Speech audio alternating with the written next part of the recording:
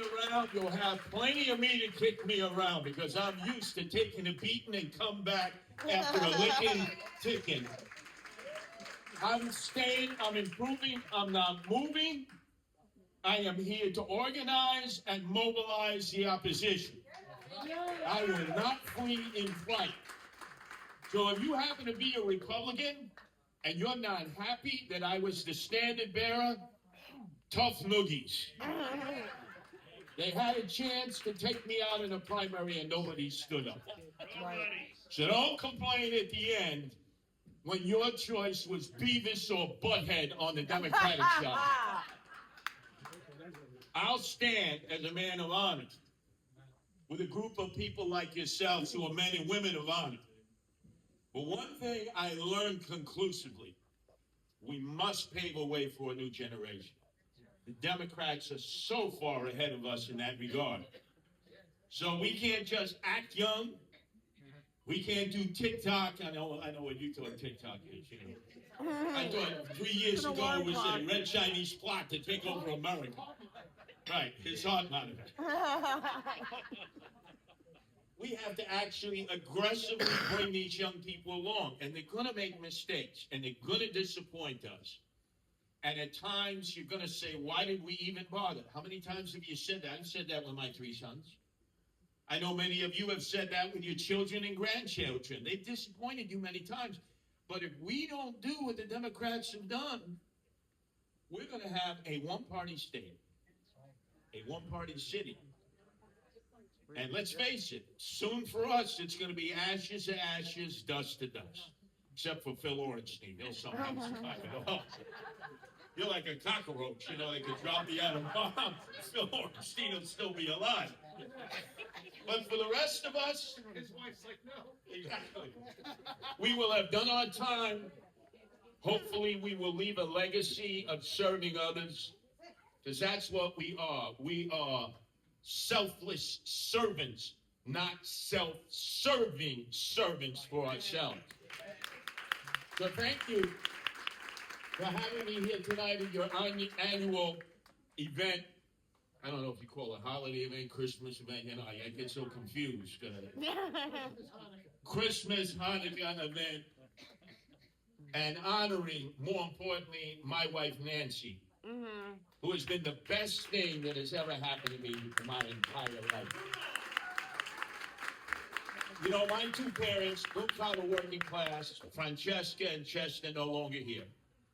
My father, a merchant seaman, 50 years, had to leave high school in the Depression as a sophomore and sail flatboats down the Mississippi out of Chicago, then banana barges, and then in the Merchant Marines, fought in World War II and the Korean War.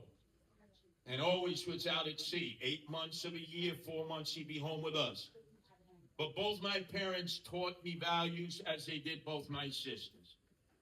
And they said, and this will live with me till the ends of time, do good things and good things will happen to you. Don't ever ask when, why, or how. There's a reason that we're here on this earth. And that we're here in the greatest country in the earth, the United States.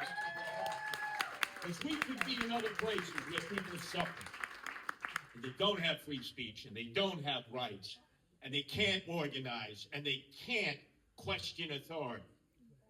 My father told me, always question authority.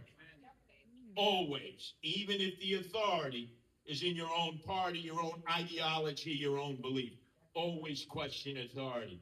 To Joe Concannon, Phil Orenstein, and all of the members of the Queens Village Republican Party, everything I've ever learned since I first came to that dinner and stirred up the pot is that we question authority. And the Queens Village Republican Party can always be counted on in good times or bad times to man the barricades, to be out there and protest, to mobilize and organize and fight the good battle and question authority. You're not just patriots, but you fight to maintain what America is. So thank you for having been with me throughout this campaign. Whenever you're in need, you know Curtis Sliwa will be there, along with my wife Nancy. And let's just make sure that we redevelop a strong Republican Party, because in this election cycle, we were wounded, but now mortally wounded. Now, let's get on to taking Kathy Hochul out as the governor. Let's get my very dear friend Michael Henry in there as Attorney General. I've been working with him for 2 years, and he's been to many of our events.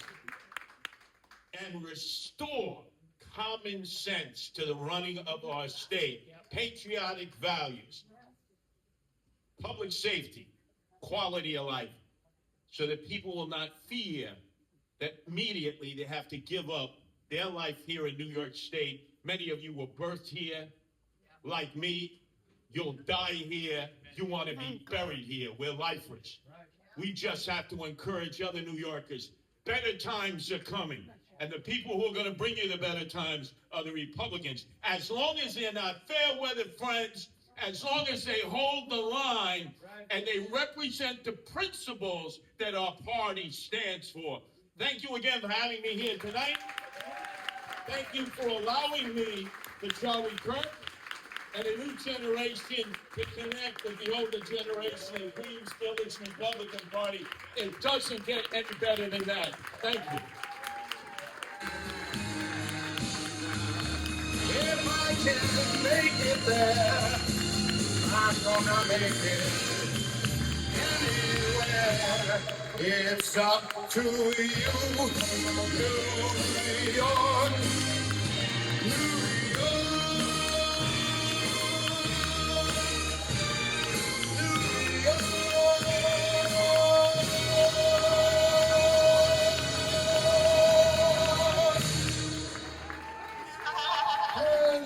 Curtis, Curtis, Curtis, Curtis, Curtis, Curtis, Curtis, Curtis.